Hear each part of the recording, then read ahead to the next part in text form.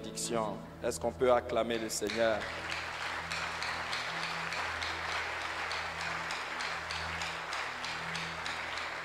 Reprenons nos places, s'il vous plaît. Je vous salue encore dans les précieux noms de notre Seigneur et Sauveur Jésus-Christ. Et vous prie de passer de bons moments dans l'écoute, la méditation et la mise en pratique de la parole de Dieu. Le danger pour les vrais chrétiens d'être à côté des faux. C'est le thème que nous avons commencé. Notre texte d'introduction, c'est Matthieu chapitre 13, où Jésus a donné cette parabole dite des livrets. C'est dans Matthieu chapitre 13, 24 à 30. Et il en a donné l'explication à partir du verset 36 jusqu'au verset 43. Donc nous allons lire juste l'explication, mais vous pouvez lire les deux textes en parallèle pour mieux saisir les choses. Matthieu donc 13 à partir du verset 36. Alors il renvoya la foule et entra dans la maison. Ses disciples s'approchèrent de lui et dirent « Explique-nous la parabole des livrets du champ. » Il répondit « Celui qui sème la bonne sémence, c'est le Fils de l'homme. Les champs, c'est le monde. La bonne sémence, ce sont les fils du malin. L'ennemi qui l'a sémé, c'est le diable. La moisson, c'est la fin du monde. Les moissonneurs, ce sont les anges. Or, comme on arrache l'ivraie et qu'on la jette au feu, il en sera de même à la fin du monde. Le Fils de l'homme enverra ses anges qui arracheront de son royaume tous les scandales et ceux qui commettent l'iniquité. Et ils les jetteront dans la fournaise ardente où il y aura des pleurs et des grincements de dents. Alors les justes resplendiront comme le soleil dans le royaume de leur Père. Que celui qui a des oreilles pour entendre, entende. Amen. Nous avons, à partir d'ici, montré que pendant que le Seigneur est en train de travailler pour s'aimer ses enfants dans le monde entier, le diable le fait également. Et qu'il y a d'un côté maintenant des fils de Dieu et les fils du malin.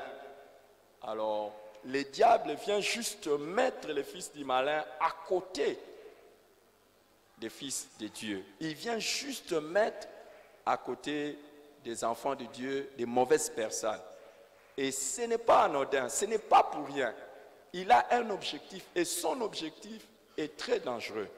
Nous avons vu que Paul, dans 2 Corinthiens chapitre 11, il a dit qu'il était en péril de la part des faux frères également dans 2 Corinthiens chapitre 11, verset 26. Donc, ces gens peuvent constituer un très grand danger. Et nous avons commencé à énumérer les dangers qu'il y avait pour des vrais chrétiens d'être à côté des faux. Le premier, nous avons vu que les faux chrétiens sèment la confusion au sujet des vrais. Et le deuxième danger, nous avons vu que les faux chrétiens font blasphémer le nom de Dieu. Le troisième, nous avons vu que les faux profitent des ressources des vrais. Quatrième danger, nous avions vu que les faux chrétiens exploitent les vrais. Et le sixième danger, nous avions vu que les faux chrétiens peuvent envoûter les vrais, envoûter, ensorceler. Ils peuvent quand vous êtes à côté d'un faux chrétien, il peut vous ensorceler et vous dérouter complètement de la bonne voie. Le sixième danger, nous avons vu que les faux chrétiens, ils étouffent la croissance spirituelle des vrais. Et le dernier danger que nous avions vu la fois passée, c'est que les faux chrétiens cherchent à occuper la place des vrais dans l'Église. Alors, aujourd'hui, nous allons toucher, par la grâce de Dieu, le 8e danger, et peut-être, si Dieu le veut, le 9e, peut-être, si Dieu le veut, c'est les faux chrétiens font murmurer les vrais. Les faux chrétiens font murmurer les vrais. Dans Nombre chapitre Dans Nombre chapitre 11,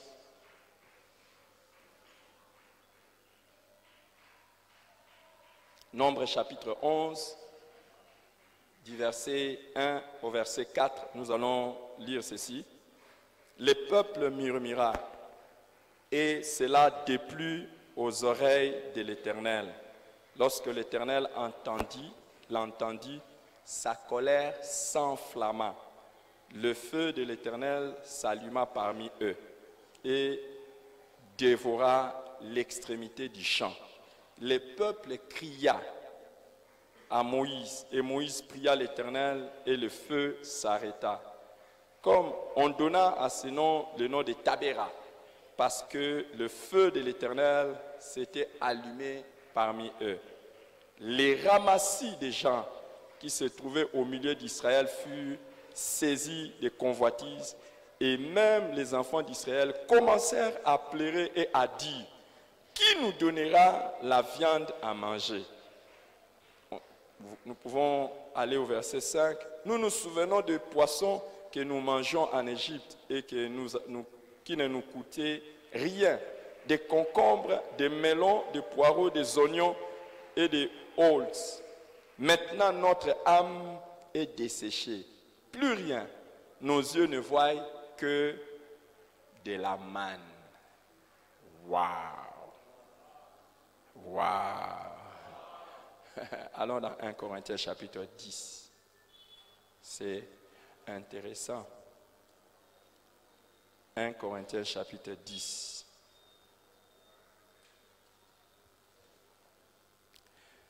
Frères, je commence par le verset 1. Frères, je ne veux pas que vous ignoriez que nos pères ont tous été sous la nuée et qu'ils ont tous passé au travers de la mer, qu'ils ont tous été baptisés en Moïse dans la nuée et dans la mer, qu'ils ont tous mangé le même aliment spirituel et qu'ils ont tous bu le même breuvage spirituel, car ils buvaient à un rocher spirituel qui les suivait, et ces rochers étaient Christ. Mais la plupart d'entre eux ne furent point agréables à Dieu, puisqu'ils périrent dans les déserts. Or, ces choses sont arrivées pour nous servir d'exemple, afin que nous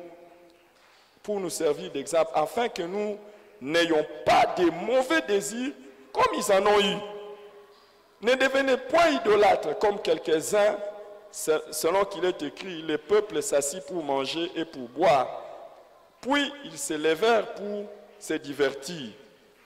Ne nous livrons point à l'impudicité, comme quelques-uns d'eux s'y livrèrent, de sorte qu'il en tomba 23 000 en un seul jour. Ne tentons point le Seigneur comme les tentèrent quelques-uns d'eux, et qui périrent par les serpents. Ne murmurez point, comme murmurèrent quelques-uns d'entre eux, qui périrent par l'exterminateur. Ces choses leur sont arrivées pour servir d'exemple, et elles ont été écrites pour notre instruction, à nous qui sommes parvenus à la fin des siècles. Ainsi donc, que celui qui croit être debout prenne garde de tomber. Aucune tentation ne vous est survenue qui n'ait été humaine, et Dieu qui est fidèle ne permettra point que vous soyez tentés au-delà de vos forces. Mais avec la tentation, il préparera aussi les moyens d'en sortir, afin que vous la supportiez. Amen.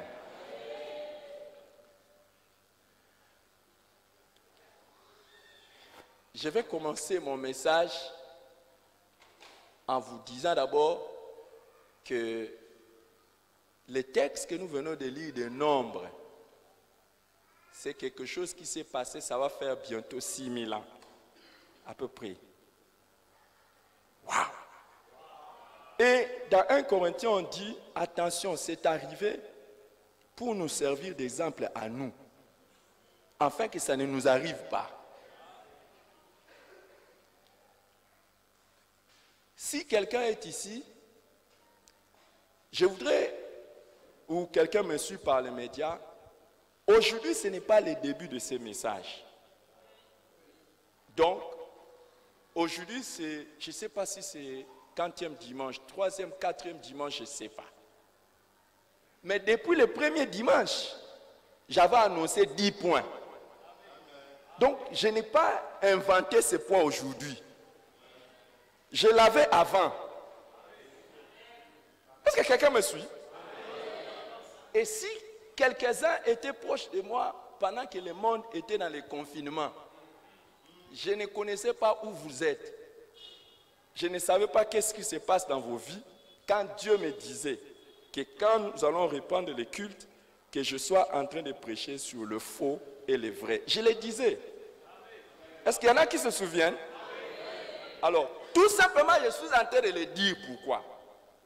Parce que je vais commencer par mettre un avertissement sur le murmure. Parce que je vais parler de ça. Donc, encore une fois, ne murmurez pas. Donc, c'est un message que Dieu a commencé à me donner et il continue à me donner. Donc, si tu murmures, c'est gratuit.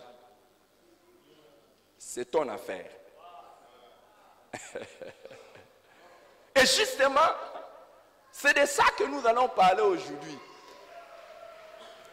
Ça m'étonnerait. Vous savez, quand j'ai commencé, dimanche passé, quand j'étais en train de rentrer à la maison, après que nous avons eu notre réunion avec tous les responsables, nous sommes allés rendre visite à un de nôtres.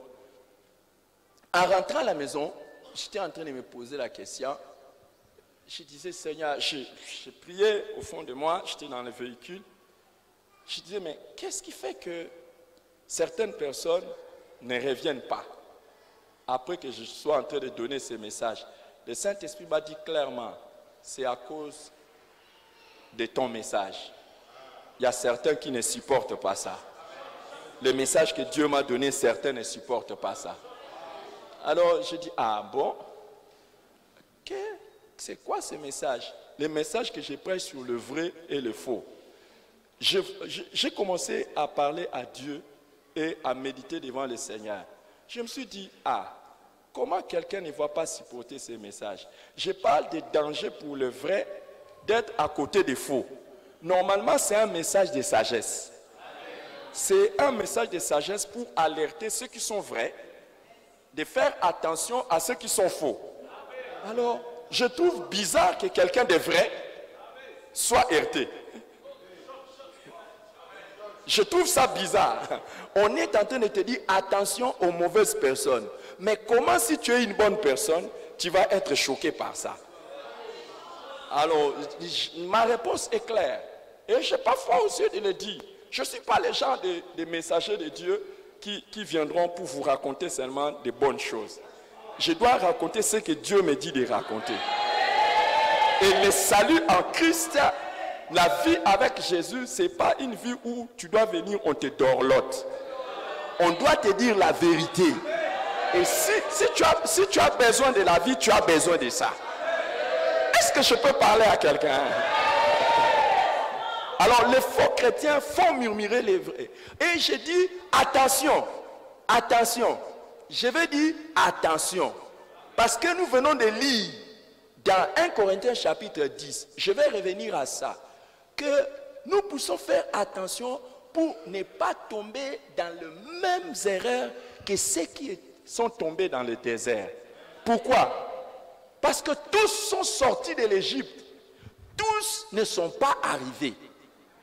Est-ce que vous comprenez? Quelqu'un pour qui Dieu a fait beaucoup de miracles. Dieu a fait beaucoup de miracles. Il a fait des miracles terribles en Égypte.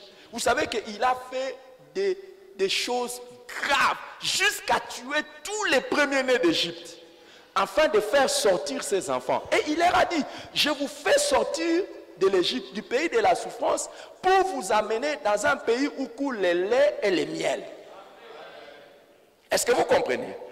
Et il traverse les déserts. Pendant seulement qu'il traverse les déserts, presque tout le monde n'est pas arrivé.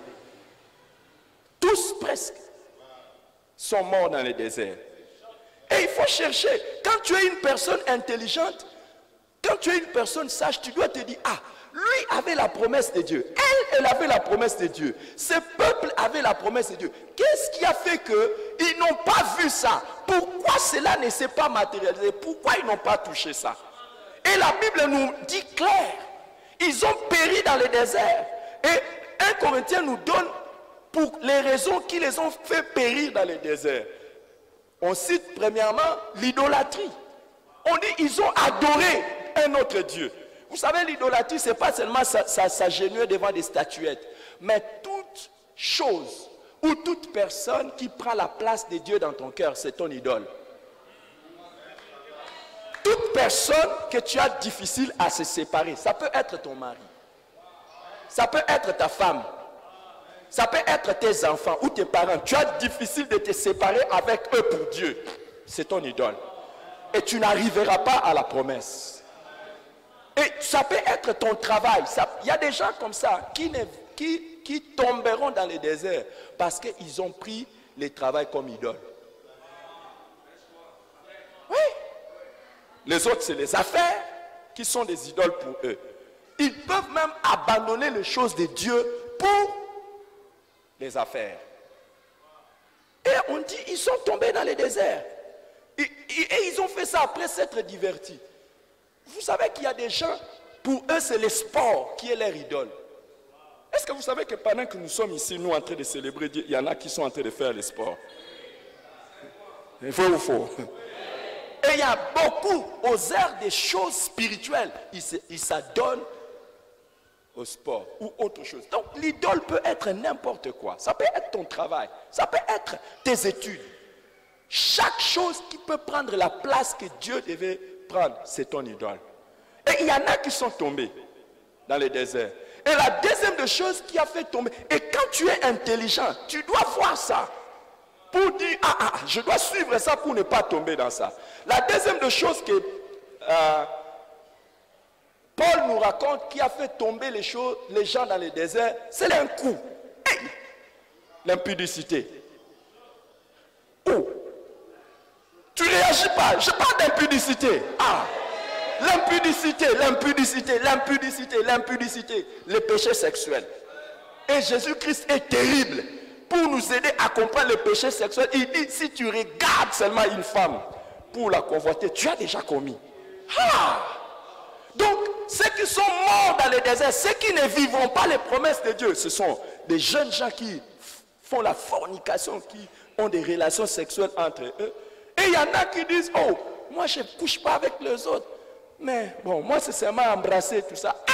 Si regarder seulement c'est déjà un péché, et arriver à embrasser. Tu es comme à toi. Jésus dit, quiconque regarde seulement tombe dans le péché. Il y en a ces jeunes gens. Il y en a aussi qui sont des fiancés, mais qui vivent n'importe quoi. Ils ne vivront pas la main de Dieu. Ils ne vivront pas la main de Dieu. Et des hommes mariés ou des femmes mariées qui trichent, qui vont en dehors. Ils ne vivront pas la main de Dieu. Au-delà de ça, tous ceux qui regardent des choses là, les choses là, qui regardent ça. Et Satan est bizarre. Satan est vraiment bizarre. Dites Satan est vraiment le diable. Dites ça, Satan est vraiment le diable. C'est vraiment le diable. Il connaît que quiconque regarde seulement tombe dans l'impudicité. Et là, il en a multiplié des terribles. Et il a rendu ça gratuit. Actuellement, il y a des femmes nues dans nos maisons. Et des hommes nus dans nos maisons. Ils viennent et ils te demandent, regarde-moi. Ils viennent avec. Et si tu ne fais pas attention, il y a même une femme nue dans ta poche. Dans ton téléphone.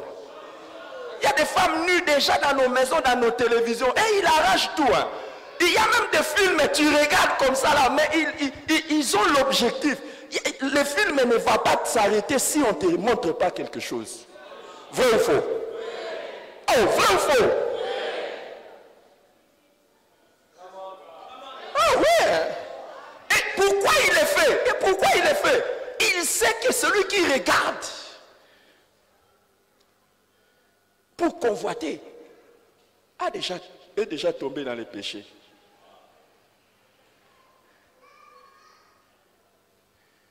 je doute fort que pendant que ces images-là passent, toi tu sois en train d'adorer Dieu. Et ces gens-là, ils sont tellement inspirés par le diable que toutes ces scènes ont des messages subliminaux. Ça reste dans votre tête. Des années après des années. Même au moment où je parle ici, il y en a qui sont en train de revoir les films qu'ils ont vus. Tu ne vas pas dire amen, parce que c'est vrai. Il y en a. Et au point où nous avons des gens qui se marient physiquement comme ça, vierges ou chastes, mais moralement et spirituellement complètement déviergés. Des professionnels.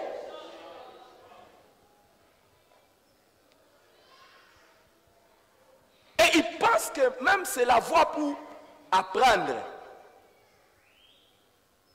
Qui est déjà allé apprendre à un chien comment faire le sexe?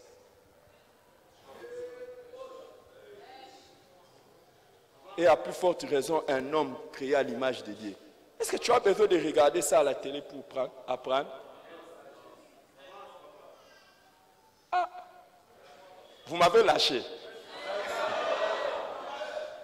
Même un coq n'a pas besoin qu'on l'initie. Toi, tu as besoin de regarder ces choses. C'est pour ça que tu vas essayer de faire ces choses à la maison. Ça ne va pas marcher et ton mariage va être abîmé. Parce que ce que tu ne sais pas, ces gens-là qu'on montre à la télé ne le font pas naturellement. Ils sont drogués. Et puis, ils essayent, on coupe. Essayez. Oh non, coupez. Encore. Et toi, tu penses que c'est naturel qu'ils font ça. Et puis, comment tu vas trouver plaisir à regarder quelqu'un qui pouvait être ta mère ou ta sœur, être abusé comme ça, et puis toi, tu ris.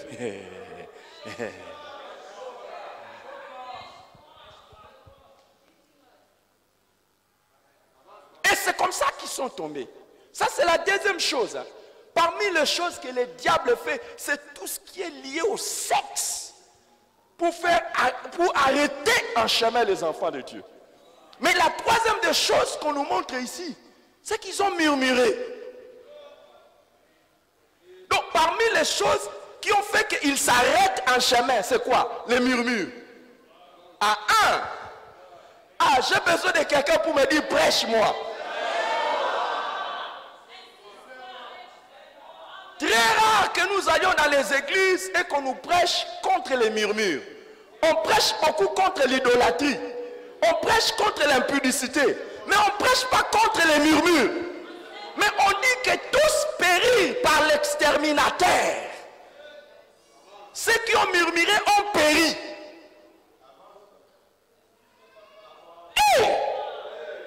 Moi, je n'ai pas envie de mourir. Hein. Il y a des promesses de Dieu dans ma vie, je n'ai pas envie de mourir.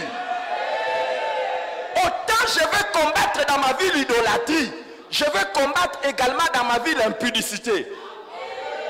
Mais je vais aussi combattre les murmures. Je vais combattre ça. Et la Bible dit que celui qui est debout prenne garde à lui-même de peur qu'il ne vienne à tomber. Ça veut dire que nous sommes debout. Et il y a des tentations qui sont là. Idolâtrie, impudicité et puis murmure. Murmure. Hey, dites murmure. Ils sont morts. Et Dieu dit aucune tentation qui vous survient qui ne soit au-delà de votre force. Normalement, je l'ai dit déjà d'avance. Donc, au fait, toutes ces tentations ne sont pas au-dessus de notre force. Tu peux refuser.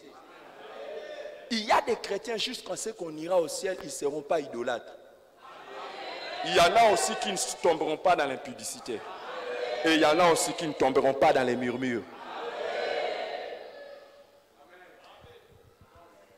Mais nous avons lu.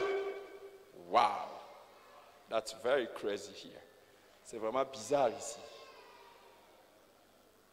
Nous avons lu dans Nombre chapitre 11. Comment est-ce que les enfants d'Israël sont arrivés à murmurer? Comment? On dit les feux de l'Éternel, le peuple murmura. Et cela déplut aux oreilles de l'Éternel. Sachez que, oui, viens, maître. Sachez que toutes les fois que vous murmurez, cela déplaît à Dieu. Cela déplaît à Dieu, merci. Merci. Cela déplaît à Dieu. Et murmurer, c'est quoi? C'est là où je veux venir. C'est dire à voix basse. Dire discrètement une plainte ou une protestation. Tu le dis à voix basse. C'est se plaindre sourdement. Donc quelqu'un est en train de se plaindre, vous ne savez pas, il se plaint ou il ne se plaint pas. Mais en fait, il se plaint. Parlez de manière à ce que ce n'est pas tout le monde qui entend, mais quelques-uns entendent.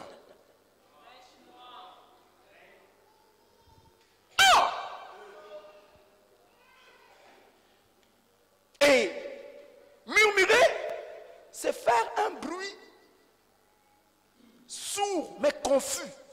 En fait, avec un murmure, vous ne savez pas les tenants et les aboutissants. Mais vous voyez seulement qu'il y a un bruit qui se répand. Alléluia. Très dangereux. Très, très, très dangereux. Pourquoi? Parce que on nous dit, comment c'est arrivé? Le verset 4 nous dit, les ramassis des gens qui se trouvaient au milieu d'Israël furent saisis de convoitises. En fait, comment c'est arrivé que les enfants d'Israël puissent murmurer? C'est à cause des faux. Les ramassis, ce sont les peuples des autres nations. Quand Israël est sorti, eux aussi sont sortis avec eux. Mais ce n'étaient pas des vrais juifs. Et parce qu'ils se sont retrouvés ensemble, eux ont commencé à murmurer et ils ont contaminé les autres. Et ils ont murmuré contre qui? Ils ont murmuré contre l'Éternel et ils ont murmuré contre les serviteurs de l'Éternel. L'un des dangers d'être à côté des faux, un jour, ils te pousseront à te plaindre contre Dieu et contre les serviteurs de Dieu.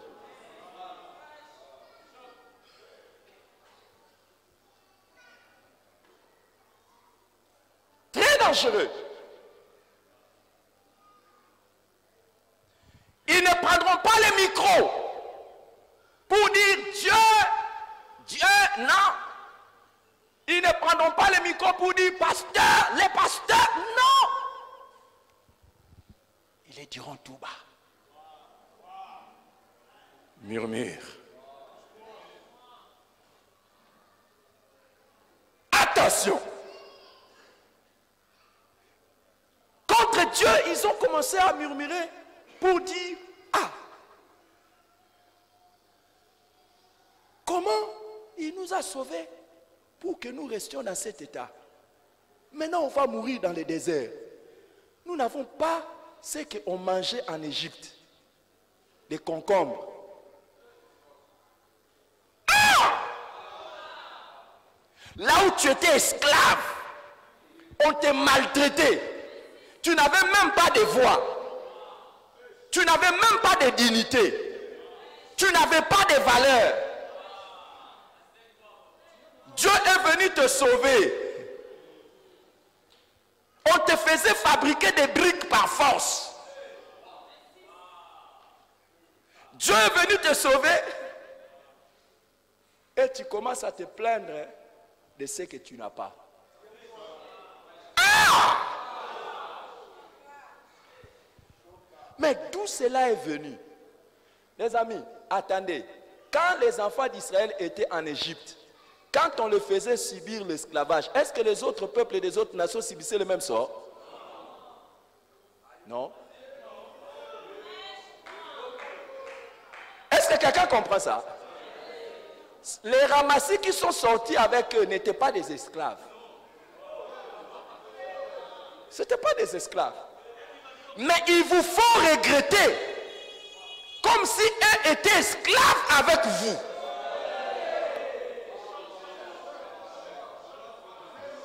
Est-ce que quelqu'un comprend ça? Est-ce que vous pensez que les enfants d'Israël mangeaient les concombres à l'aise en Égypte?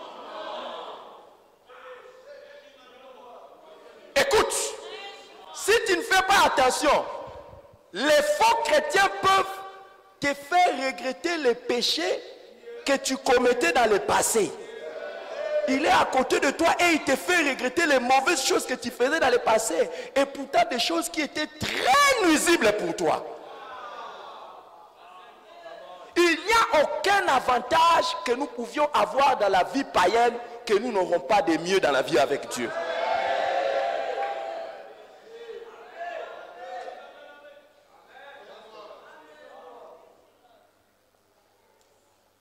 Ils font tout pour te faire regretter. C'est comme si en devenant chrétien, tu as perdu.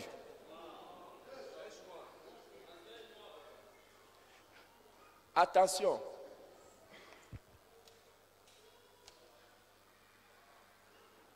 Vous savez, il y a des gens, parce que vous êtes avec lui, il peut même te faire regretter les divertissements. D'aller dans des boîtes de nuit, d'aller dans des excursions. Hey! Tu commences aussi à regretter. Autrefois, on pouvait faire des excursions, on pouvait sortir pour des pique-niques. Maintenant, depuis que je suis devenu comme ça, là, il n'y a qu'évangélisation, intercession.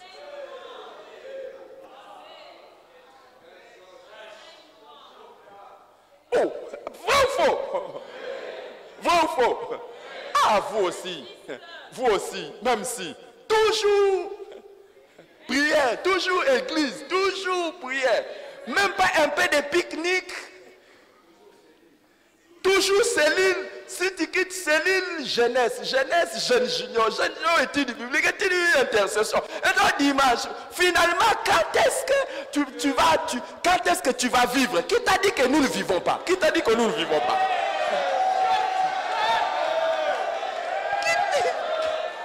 Qui t'a dit que nous ne vivons pas? Qui t'a dit? Il y a des gens comme moi. Moi, je vais vous dire, moi. Dites les pasteurs. Moi, j'ai failli être tué au retour d'un concert des Aïko et de Kofi Olomide. On a failli me tuer sur le chemin. Donc, si n'eût été la grâce de Dieu, je serais mort. Hein? Et qui t'a dit qu'aujourd'hui, je ne vis pas?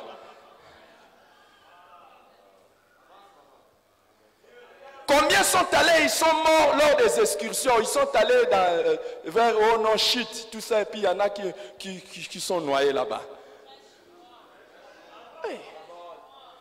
Qui vous a dit que nous ne sommes pas heureux?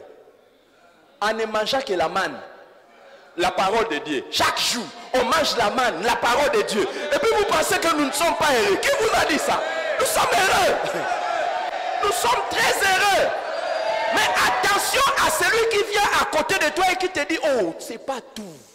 Normalement, on ne peut pas seulement vivre de la parole. Il y a quand même d'autres choses dans la vie, non? Il y a quand même autre chose aussi dans la vie. Ce sont des gens comme ça, là, dangereux. Ils peuvent te faire plaindre. Et si tu ne fais pas attention, tu parles contre Dieu et la colère de Dieu va s'enflammer. Mon ami, lui va rien perdre, c'est toi qui vas perdre. Lui, il était déjà destiné à mourir depuis l'Égypte. Déjà par grâce, il est venu jusque dans le désert. Mais si tu meurs avec lui, c'est ta faute à toi. Toi, tu es destiné à aller à Canaan.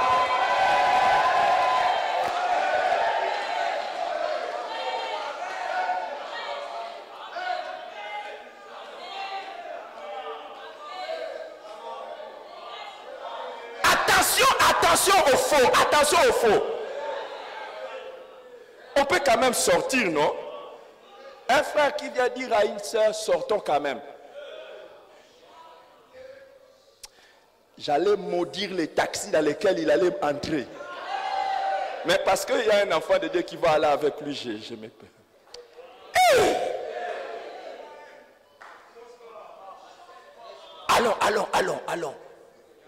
Allons manger les agents.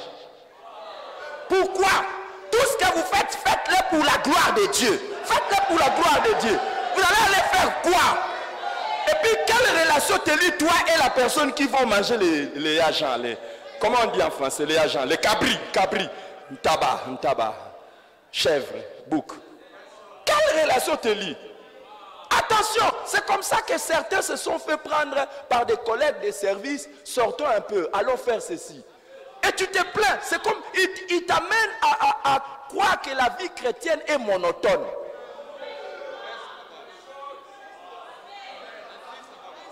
La vie avec Dieu, oh, nous mangeons la manne, on est bien.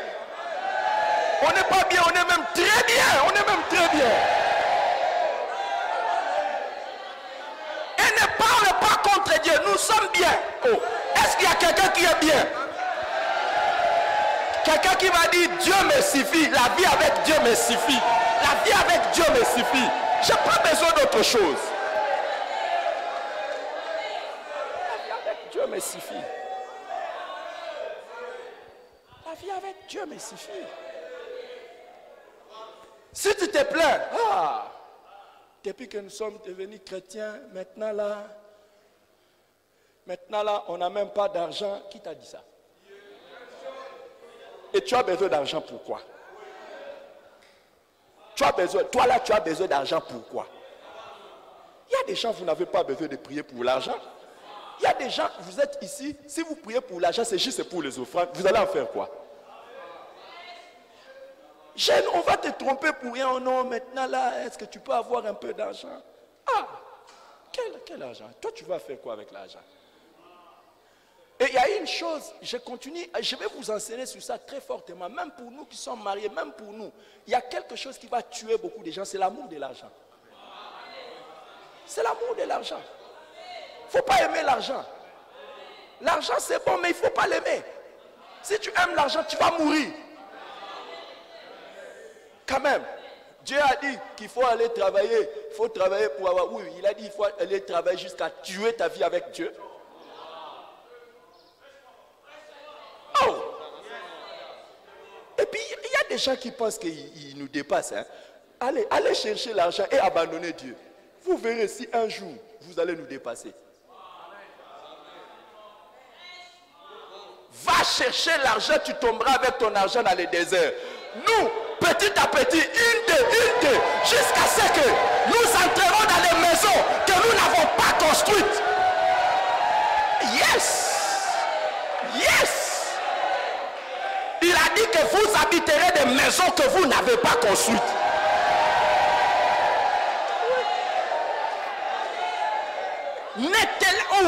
Ne te laisse pas distraire par celui qui te dit d'abord le travail, Dieu après. Non, d'abord Dieu, le travail après. Cherchez premièrement le royaume de Dieu et sa justice, et toutes ces choses vous seront données par-dessus tout.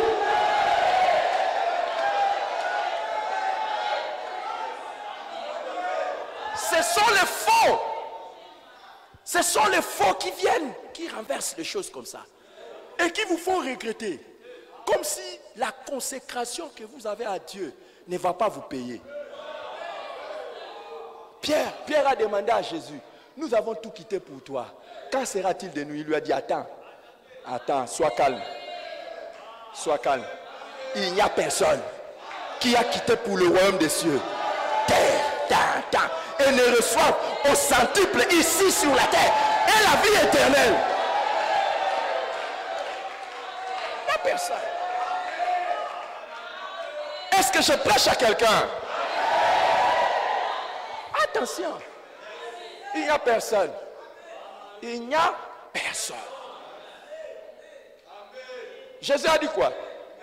Il n'y a, et tu ne seras pas le premier. Il a dit il n'y a personne. Tu ne seras pas le premier à servir Dieu et à mourir pauvre. Il n'y a personne. Il n'y a quoi? Il n'y a quoi? Pierre était un pêcheur. Hein?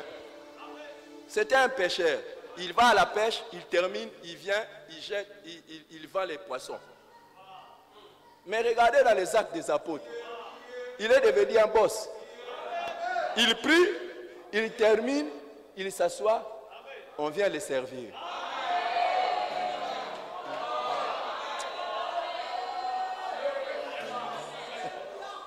Beaucoup de gens pensent que quand il avait dit je n'ai ni or ni argent, ce que j'ai, je te le donne, au nom de Jésus, lève-toi et marche, qu'il a fini comme ça. Qu'il n'avait ni or ni argent jusqu'à la fin de sa vie. Hey. Ça, c'est le début de son ministère, non? Il y a toujours un début. Et Dieu a dit, ne négligez pas les faibles commencements. Il y a des gens que vous méprisez ici à cause du ministère. Attendez, les jours sont en train de venir. Vous verrez la différence entre ceux qui me servent et ceux qui ne me servent pas. Ne te laisse pas distraire. Servir Dieu, ça paye. Ça paye. Ça paye. Je dis ça paye.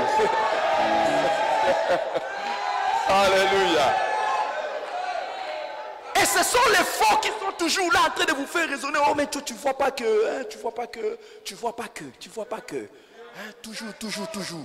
Toujours, toujours, toujours. Ça sera toujours, toujours, toujours. Et d'ailleurs, vous ne travaillez même pas mieux que nous.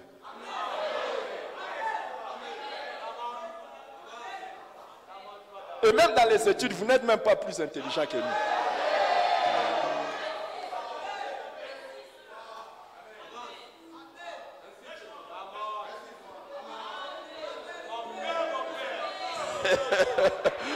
Oh, parmi les hommes de Dieu, parmi les femmes de Dieu, il y a des intellos. Hein. Et il y a des bosseurs, il y a des bosseurs. Hey. Et que personne ne te fasse regretter. Personne. Amen. Ne murmure pas. Ne dis pas tout bas. Est-ce que servir Dieu? Et si tu vois quelqu'un venir te dire ça, dis-lui, quoi? Arrière de moi, Satan. Satan. Toi, tu veux que le feu tombe sur moi. Quitte, quitte, quitte, quitte. Tu n'es pas mon ami.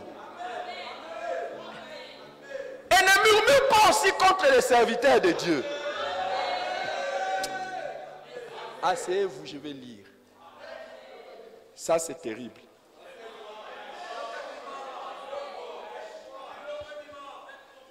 Je vais lire. Je vais lire, hein. Je vais lire. Ce que je vais lire, ça a été écrit avant que tu ne sois né. Avant même que ton grand-père ne soit né.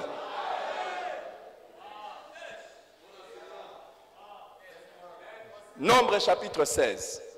Coré, fils de Jithéar, fils de Kehat, fils de Lévi, se révolta avec Dathan et Abiram, fils d'Eliab, et On, fils de Pélet, tous trois fils de Ruben.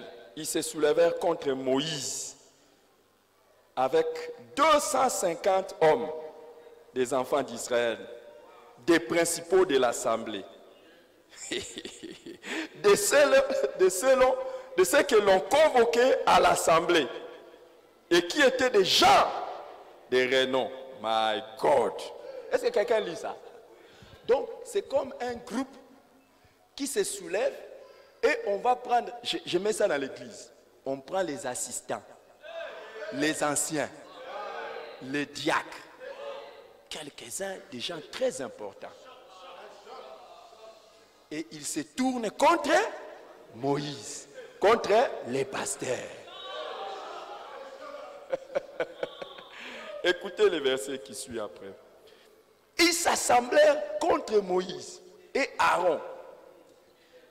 Et leur dit, ça n'est assez, car toute l'assemblée, tous sont saints. Et l'Éternel est au milieu d'eux. Pourquoi vous élevez-vous au-dessus de l'assemblée de l'Éternel? Nous tous, nous sommes comment? Nous tous, nous sommes comment? Non, maintenant là, nous tous, nous sommes comment? Saints. Mais pourquoi toi, tu veux te lever au-dessus de l'assemblée? Ah, Moïse! et il y a des gens comme ça. Hein. Ils ne le disent pas tout haut. Ils commencent par des réunions familiales. Ils commencent d'abord entre mari et femme. Qu'est-ce que tu penses du pasteur? Est-ce que tu ne vois pas qu'il commence un peu à croire qu'il est au-dessus de tout le monde? Est-ce que tu ne vois pas qu'il commence? Nous tous, nous sommes. Mais pourquoi on doit avoir l'église? L'église d'ailleurs c'est mon cœur, non? La vraie église c'est quoi? Le cœur. Qui avait dit ça? Hérétique. Hérétique. Si l'église c'est ton cœur, c'est que tu es ton propre pasteur, tu es ton propre apôtre, tu es ton propre prophète, tu es ton propre... tout ça. Alors, n'ouvre jamais ta bouche pour parler à qui que ce soit. Parle à toi-même. Enseigne-toi. Établis tes anciens dans ton cœur. Établis aussi tes diacres dans ton cœur. Puisque l'église c'est où? La vraie église c'est où? Quand Jésus a dit je bâtirai mon église, il a dit que c'est ton cœur là. Il faut prendre aussi tes diacres, les installer là. Et il y a des gens comme ça. Vous croyez quoi? L'église. Oh. Et on dit le Seigneur a ajouté à l'église. Chaque jour, ceux qui étaient sauvés. Quand tu es sauvé, on t'ajoute à l'église.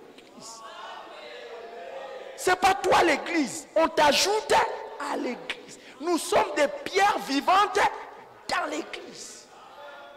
Et dans l'église, Jésus a établi les uns comme apôtres, les autres comme prophètes, les autres comme évangélistes, les autres comme docteurs, les autres comme des pasteurs. Dieu a établi. Dieu a établi. J'ai écrit un livre sur l'église selon Dieu. Je sais que tu n'as jamais lu ça. Mais tu te crois maître en connaissance de l'église. Ce livre ici a été partagé dans les écoles bibliques. Des Américains ont lu ce livre, ont recommandé ça aux pasteurs. Ils ont dit, lisez ça. Et moi-même, jusqu'aujourd'hui, je continue d'apprendre sur l'église. Mais toi, tu te targues en disant, l'église, c'est mon cœur. Aïe! Et on peut vivre sa vie sans l'église. Tu penses que Jésus est fou. Lui qui a dit, je bâtirai mon église. Toi, tu penses que tu peux vivre la vie chrétienne sans église. Aïe! Il a dit, je vous donnerai des bergers selon mon cœur. C'est lui qui a dit, je vous donnerai. Et l'apôtre Paul dit aux Éphésiens, prenez garde des troupeaux sur lesquels le Saint-Esprit vous a établi. C'est Dieu qui établit les gens. Ah! Et toi, ça te pose problème d'être dirigé. Je ne sais pas si un jour tu seras marié ou si tu es marié. Comme tu n'aimes pas l'autorité, qu'on ne respecte pas ton autorité partout.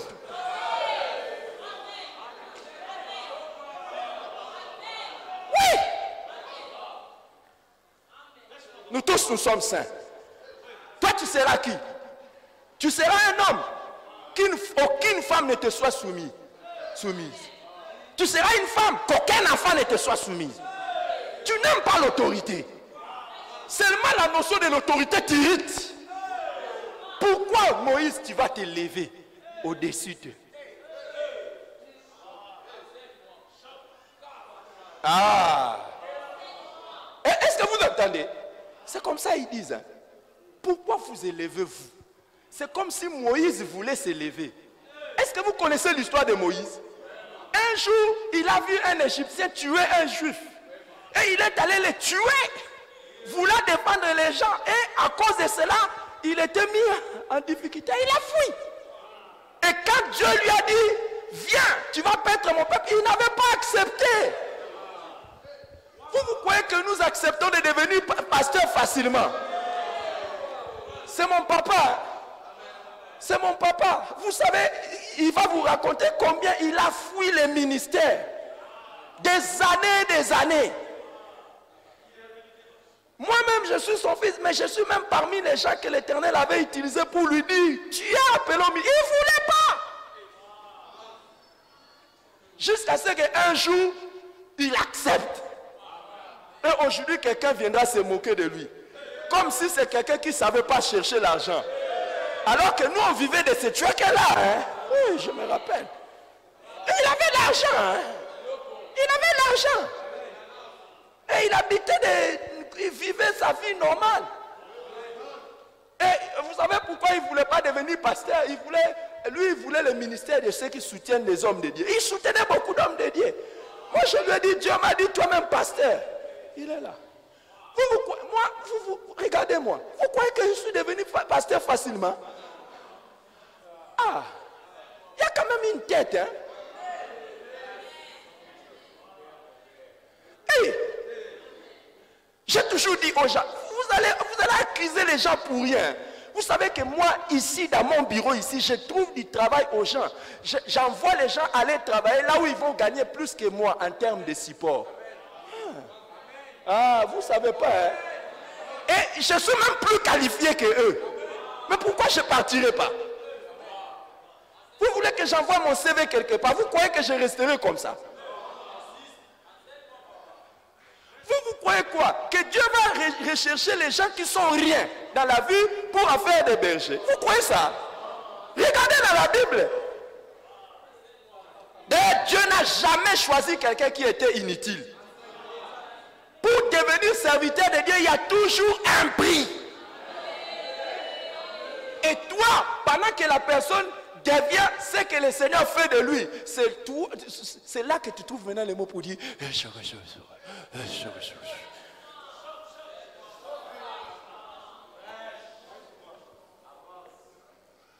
ah mon Dieu, le temps est parti. Et seulement la lecture.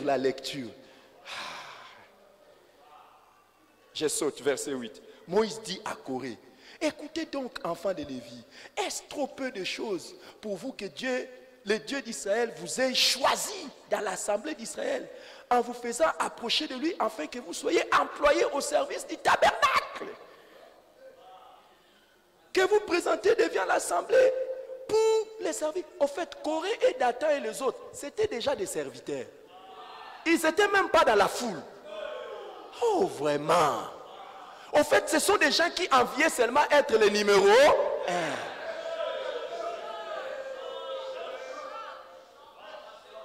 Il dit, ah, ça ne vous plaît pas. Et attention, hein. Vous croyez quoi? Vous croyez quoi? Pourquoi ça doit tellement lui être, qui doit être les responsables du département? Est-ce que nous tous, nous ne chantons pas bien? Je vous avais déjà dit, même si on doit chanter Alléluia, Amen, Amen, Amen, Amen, on va chanter. Amen, Amen, Amen, Amen. Hey! Hey! Quand j'ai choisi mon fils ici pour diriger les jeunes, il est là. Il avait prouvé quoi? Rien. Je l'ai choisi. Je l'ai choisi. C'est pas qu'il parle en langue plus que les autres, mais je prie un jour il parlera en langue plus que les autres.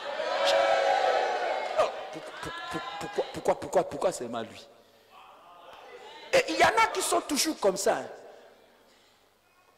Il y a des gens, qu'on ne te donne même pas la parole de vérité, qu'on te donne seulement une cellule, ça ne croîtra pas.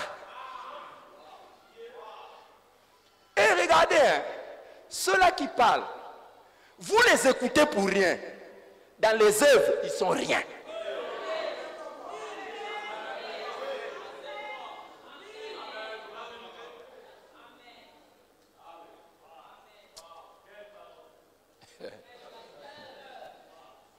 Il dit, vous avez déjà été élevé.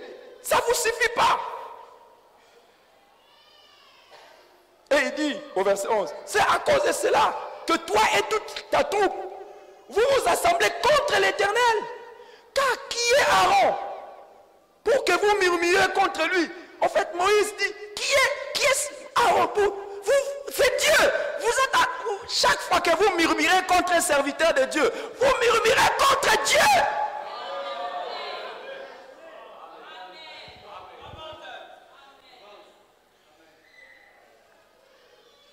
je vais faire quelque chose. Frère Guy, s'il te plaît, viens avec ta femme, vite. Venez avec votre femme, venez. Venez vite, venez vite, vite. Venez vite. Venez. Comment ça va, frère Guy? Comment ça va? Très bien. Moi et toi, on est amis, non? On est amis, hein? Ouais. Ouais. Maintenant, imagine, je commence à critiquer ta femme. Regarde même ses yeux. Hein? Regarde ses yeux. Vraiment, je ne peux pas comprendre comment une femme peut avoir des yeux comme ça. Ça te fait quoi dans le cœur? Non, ne ris pas, hein. Je suis sérieux. Regarde les yeux de cette femme ici. Regarde. Hey. Hey. Qu'on parle des femmes, qu'on parle aussi d'elles. Ça te fait quoi? Je ne veux pas aimer. Tu ne vas pas aimer? On va rester amis. Non, je veux... Oh! Je veux briser l'amitié. Tu vas briser l'amitié? Pourquoi? Je veux critiquer ma femme. Je critique ta femme, tu vas briser l'amitié? Ouais. Ah! Ça c'est... Ah! On parle des femmes qu'on parle aussi d'elles. Au fait, automatiquement, je suis en train de dire que tu es con. Comment tu peux aller épouser une telle femme? Vrai ou faux? Dieu maintenant dit, les serviteurs que je veux pour parole de vérité, c'est Eric Mavinga. Toi, tu es en train de les critiquer. Tu es en train de dire à Dieu, tu es con. Tu n'es pas intelligent. Attention! Hein.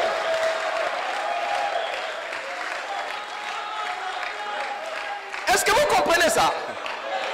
Si je dis que, oh, c'est Lévi les responsables de la jeunesse, toi tu vas quelque part.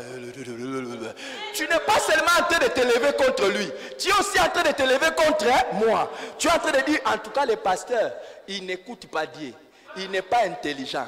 Il a mis quelqu'un qui ne valait pas. Tu es en train de murmurer contre moi. Et si tu murmures contre moi, tu es en train de murmurer contre Dieu. Et la Bible dit que le temps est parti. Je vais dire, qu'est-ce qui est arrivé? Moïse dit, si ces gens meurent de la mort normale, alors je ne suis pas serviteur de Dieu.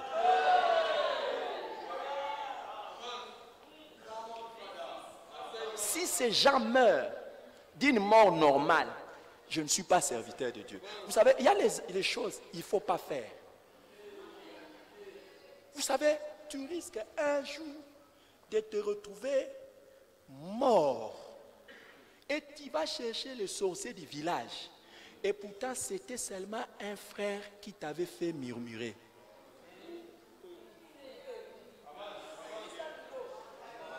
Un frère qui était venu chez toi, à la maison, et qui t'avait parlé. Est-ce que tu vois l'église? Tu vois les choses? Tu vas attraper une maladie, on commence à chercher les investigations. On ne trouve pas.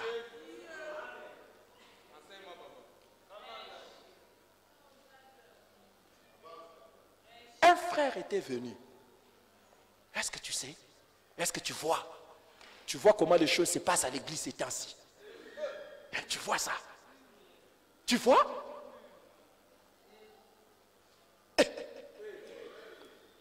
Tu n'as pas vu la décision que le pasteur a prise là? Hein? Va parler au pasteur.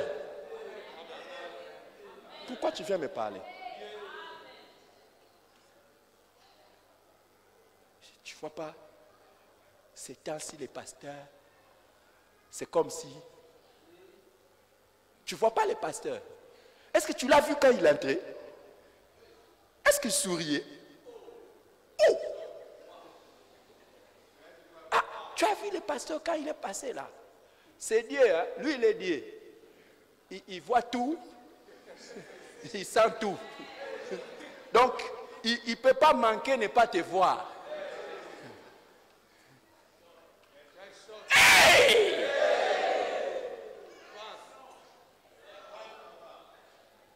Tu ne vois pas ces temps-ci. Écoute, ces genres de personnes, ce sont les diables en personne. Ne les reçois pas chez eux. Ne fais pas d'eux tes amis. ce sont des tueurs de destinée.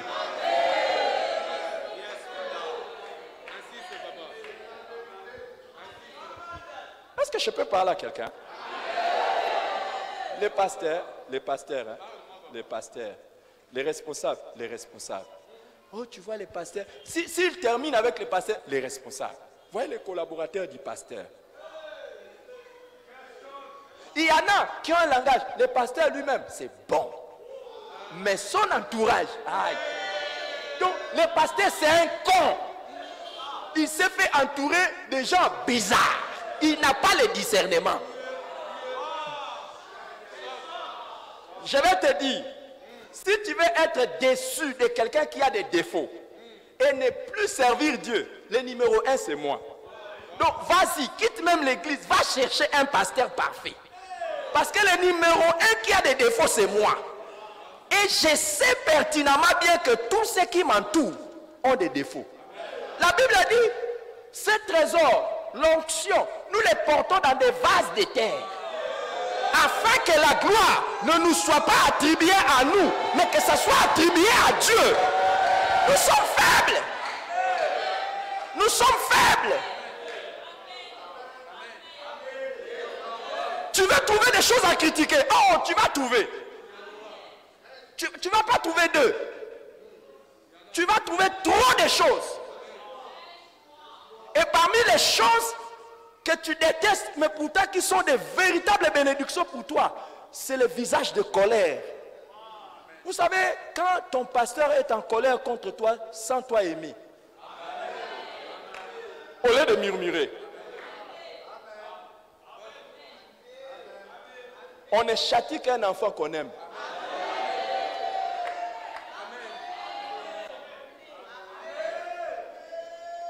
Un manque de sagesse, c'est celui qui méprise la correction. Et celui qui murmure pour la correction. Et tu vas être en train de murmurer. Moi, je prie. Si tu es un vrai, que Dieu me mette sur ton chemin. Que partout où tu es répréhensible, que ça ne soit pas caché. Que je le voie et que je te châtie. Je ne dois pas finir ça si je ne lis pas ça. Moïse envoya appeler Dathan et Abiram, fils d'Eliab. Mais ils dirent, nous ne monterons pas. L'un des signes, si vous voulez savoir que quelqu'un est déjà sur le mauvais départ, appelez-le, il ne sera pas là. L'absence est un message. L'absence, lorsqu'on te convoque, tu vois, quand tu ne viens plus aux réunions, tu commences à donner déjà des raisons. C'est un message que tu me donnes.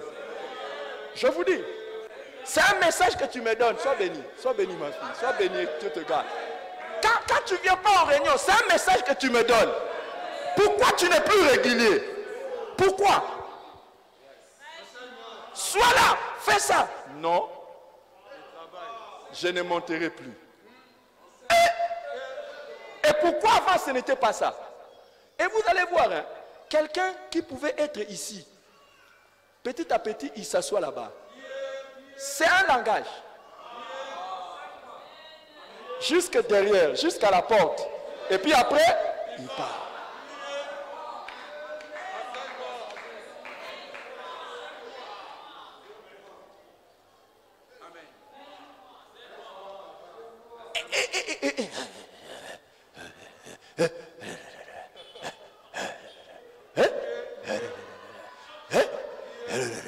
Les murmures. On dit qu'ils périrent par un exterminateur. C'est un exterminateur. Donc, un ange mystérieux a été envoyé pour tuer. Attention aux faux. Et on dit qu'ils sont tombés, eux, leur famille et ceux qui étaient avec eux. Suivre la voix des gens qui murmurent, tu vas détruire non seulement ta vie, même la vie de ta famille.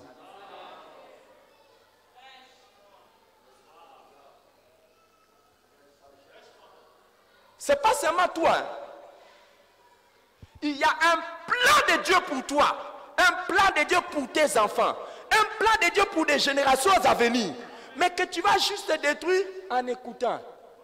Certainement, le pasteur a dit comme ça. Certainement, tel responsable a fait ça. Hein, tu as entendu? Est-ce que tu avais vu?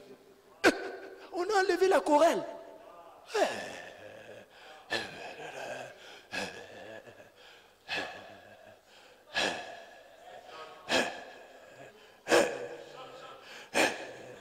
Un ange exterminateur.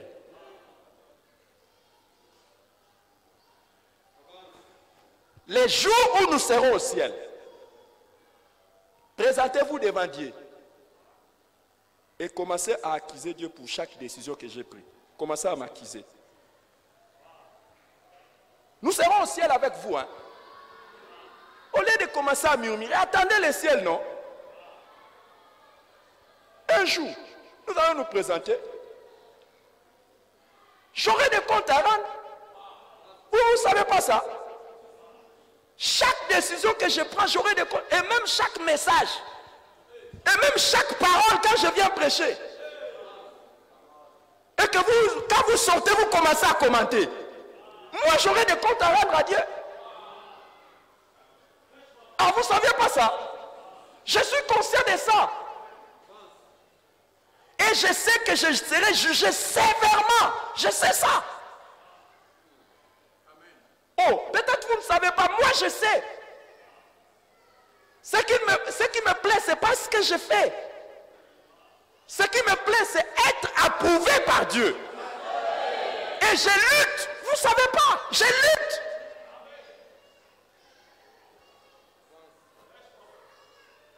Vous croyez quoi? Ne faites pas de commentaires sur votre pasteur. Ne faites pas de commentaires sur votre église. Ne faites pas de commentaires sur vos responsables. En dehors. Et n'acceptez pas ceux qui viennent pour ça. Ne partagez pas leur sort. De toutes les façons, ce n'est pas au ramassis que Dieu avait promis la terre. C'est aux fils d'Abraham. Ils n'auront rien à perdre si vous suivez leur influence. Et il y en a, vous allez voir, hein, ils sont restés ici dans cette église, mais ils ont fait partir beaucoup de gens. Comme des roulages. Ils ont montré le chemin de départ aux autres. Sortez, partez. Et même sont là. Et regarde, il t'a découragé. Mais lui, il vient. Il est toujours là. Il est toujours là. Attention. J'aurais voulu prêcher des heures et des heures. Mais il y a un deuxième culte.